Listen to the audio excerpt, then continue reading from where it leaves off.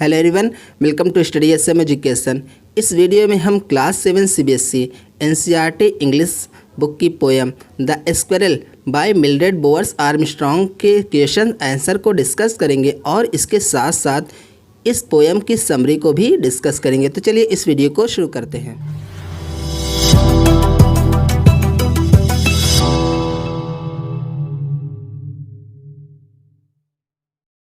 जैसे इस पोएम की समरी है, the poet saw a squirrel sitting on a tree and eating nuts. मतलब जो पोएट हैं वो एक स्क्विरल को एक पेड़ पर बैठे हुए देखते हैं और वो जो स्क्विरल रहती है वो क्या कर रही थी, ईटिंग नट्स नट्स खा रही थी। Its tail was raised upwards with the tip pointing downwards. मतलब जो इसकी टेल थी, पूंछ थी, वो ऊपर उठी हुई थी और जो उसकी टिप थी जो उसकी नोक थी पूंछ की, वो डाउनवर्ड्स नीचे की तरफ पॉइंट कर रही थी। Thus the tail seem to be making a question mark. इस तरह इसलिए जो टेल है ऐसा लग रहा था कि वो क्वेश्चन मार्क बना रही है। जैसे क्वेश्चन मार्क का चिन्ह रहता है कुछ इस तरह का, वैसे बना रही है, वैसा शेप बना रही है जैसे आप इस पिक्चर में देख सकते हैं। It had a grey coat. मतलब इसके पास ग्रे कोट थी। अब ग्रे कोट कहने का मतलब ये है कि जो उसकी बॉडी थी, जो स्क्विरल थी, उसकी बॉडी कैसी थी, ग्रे कलर की थी। It was so loose that the poet calls it an overcoat. और ये इतनी लूज थी, जो उसकी बॉडी थी ग्रे कलर की, वो इतनी लूज थी कि जो पोएट हैं उसे ग्रे कोट एक ओवरकोट कह के पुकारते हैं, बुलाते हैं। In order to eat a nut it was sitting straight. मतलब जो गिलहरी थी वो नट खाने के लिए वो ऐसे जो खाने के लिए वो कैसी बैठी थी, एकदम सीधी बैठती है। मतलब कहने का मतलब ये है कि जो गिलहरियाँ होती हैं वो नट खाते हुए जब कुछ वो खाती हैं तो वो सीधे बैठती हैं। Squirrel is funny little animal. मतलब जो स्क्विरल है, जो गिलहरी है, वो एक फ़नी छोटी सी एनिमल है that likes to play with human beings. जिसे ह्यूमन बींग्स के साथ इंसानों के साथ खेलना पसंद होता है। If human beings ran round history the squirrel wouldn't be frightened. मतलब अगर जो ह्यूमन बींग्स है, जो इंसान है, उसके ट्री के इधर उधर घूमेंगे, भटकेंगे तो स्क्विरल जो होगी वो फ्राइटेंड नहीं होती है, घबराती नहीं है, डरती नहीं है। It would like to tease and play. मतलब जो स्क्विरल होती है उसे टीज़ करना, परेशान करना और खेलना पसंद होता है। To do so it would also run round the tree but from the opposite side. तो इसलिए ये सब करते हुए जो गिलहरी होती है, जो स्क्विरल होती है, वो इसके जो ट्री होता है उसके इधर उधर घूमती है। लेकिन वो जो घूमती है जहाँ वो इंसान नहीं होते हैं वहाँ घूमती है। मतलब इंसानों के अपोजिट साइड में वो घूमती है, दौड़ती है। So this is the summary of the poem. तो चलिए अब इस पोएम के क्वेश्चन आंसर को देखते हैं। जैसे इसका फर्स्ट क्वेश्चन है जो कहाँ पे है, आपकी NCERT बुक के पेज नंबर 17 पे है। तो चलिए इसका क्वेश्चन देखते हैं। You may have seen a squirrel sitting on the ground eating a nut. मतलब आपने जो स्क्विरल होती है, गिलहरी होती है, उसको ग्राउंड पर नट खाते हुए देखा होगा। What did it look like. ये कैसी लगती है, तो इसका आंसर क्या हो जाएगा, the squirrel is a rodent. मतलब जो स्क्विरल होती है, रोडेंट का मतलब क्या होता है, जो कुतरने वाले जो जानवर होते हैं, जैसे रैबिट हो गया, चूहे हो गए, इस तरह के स्क्विरल हो गई। तो इस तरह के जो एनिमल्स होते हैं, जानवर होते हैं, उसको हम लोग क्या बोलते हैं, रोडेंट बोलते हैं।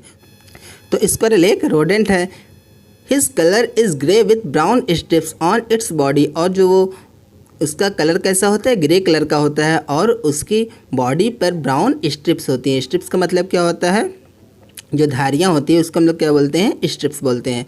It looks like a baby rabbit as it is very small in size with fur on its body. यहाँ पे इट्स होना चाहिए। मतलब जो स्क्विरल होती है वो बेबी रैबिट के जैसे दिखती है क्योंकि ये जो इसका साइज़ में बहुत छोटी होती है और इसकी बॉडी पर क्या होते हैं, फ़र होते हैं। फ़र का मतलब क्या होता है, मतलब रोआं या रोएदार जो इसकी बॉडी होती है वो कैसी होती है, रोएदार होती है। He generally lives in trees and is very quick. मतलब वो आमतौर पे कहाँ रहती है, ट्रीज़ में रहती है और बहुत तेज़ रहती है, बहुत तेज़ होती है। स्क्विरल लाइक्स टू ईट्स नट।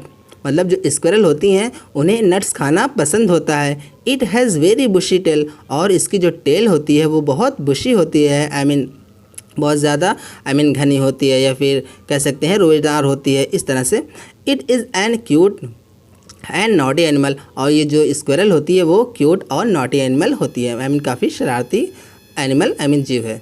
उसके बाद हमारा वर्किंग विद द पोएम का क्वेश्चन है, जैसे हमारा फर्स्ट क्वेश्चन है, why does the poet say the squirrel wore a question mark for tail, draw a squirrel और find a picture of a squirrel sitting on the ground, how would you describe its tail. मतलब जो poet है वो क्या कहते हैं कि वो ऐसा क्यों कहते हैं कि जो स्क्वायरल की टेल है वो कैसी है, क्वेश्चन मार्क की तरह है।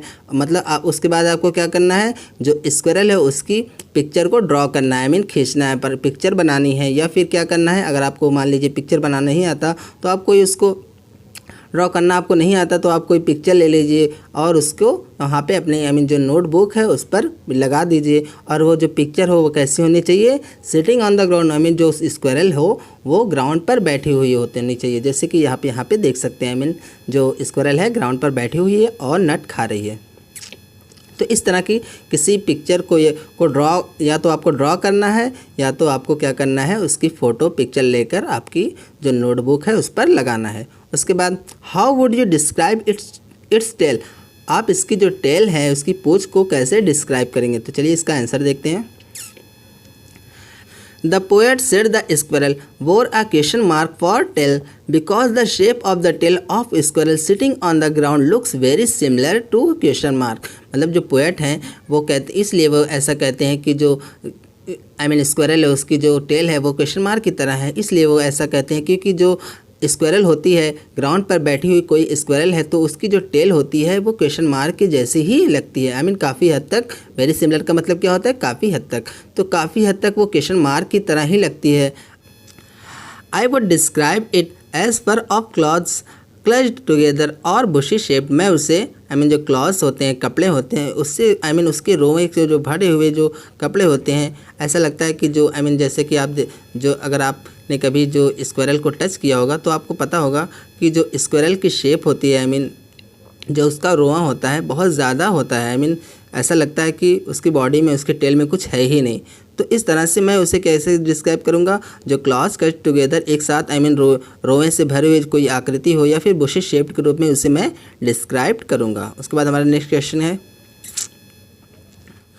Do we usually say that an animals wear a tail, what do we say, think does an animal wear a coat, consult a dictionary if you like and find out how wear is use in different ways. मतलब कि आपको वाकई में लगता है जो animal होते हैं वो टेल जो होती है उनकी पूंछ को वेयर करते हैं, पहनते हैं, क्या ये कहना व्हाट डू वी से, हम क्या कहते हैं, इसके बजाय अगर हम लोग ये नहीं कहते तो हम लोग क्या कहते हैं, थिंक अबाउट इट, इसके बारे में हमको सोचना है। Does an animal wear a coat, मतलब क्या जो कोई एनिमल होता है वो कोट को पहनता है, ऐसा कुछ हम लोग कहते हैं। कंसल्ट अगर आपको हो सके तो डिक्शनरी के लिए भी कंसल्ट कर सकते हैं। तो इस तरह से यहाँ पे जो हम वियर के लिए क्या यूज़ करते हैं, इस तरह से। तो चलिए इसके आंसर को देखते हैं।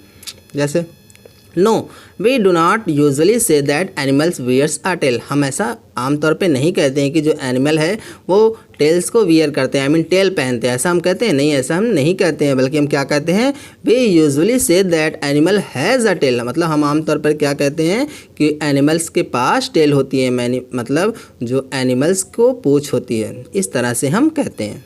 हमारा थर्ड क्वेश्चन है, he like to tease and play, who is teasing whom, how, मतलब उसे टीज़ करना, परेशान करना और खेलना पसंद है। यहाँ पे हु इज़ टीजिंग होम मतलब कौन किसे टीज़ कर रहा है, कौन किसे परेशान कर रहा है, और हाउ कैसे। तो इसका आंसर चलिए देखते हैं, जैसे क्या हो जाएगा, the squirrel is टीजिंग the poet and his friends, मतलब जो स्क्वायरल है वो पोएट को और उनके फ्रेंड्स को, उनके दोस्तों को टीज़ कर रही है। And his friends ran around the tree on which the squirrel is sitting, it went the other way teasing and playing with them, मतलब कि यहाँ पे लास्ट में फुल स्टॉप होना चाहिए। मतलब जो स्क्वायरल क्या करती है, जो उसके बाद जो पोएट हैं और उनके दोस्त क्या करते हैं, उसके पीछे ट्री के पीछे भागते रहते हैं और भागने लगते हैं। और उसके बाद जो स्क्वायरल होती है वो कहाँ पे क्या करती है, बैठी हुई होती है और वो दूसरी तरफ भाग जाती है। आई मीन पहले तो डरती नहीं, पहले तो वहीं बैठी रहती है, उसके बाद वो दूसरी तरफ टीज करते हुए खेलते हुए भाग जाती है उनके अपोजिट साइड में, जब वो लोग उसके पास आते हैं। So friends, these are the question which have in your NCERT book. Hope आपको इनके आंसर अच्छे तरीके से समझ में आए होंगे। फिर भी आपको कोई डाउट है, कोई प्रॉब्लम है तो आप मुझे कमेंट सेक्शन में भी पूछ सकते हैं। If you like this video please like, subscribe, comment and share with your friends. Thank you for watching this video. Thank you.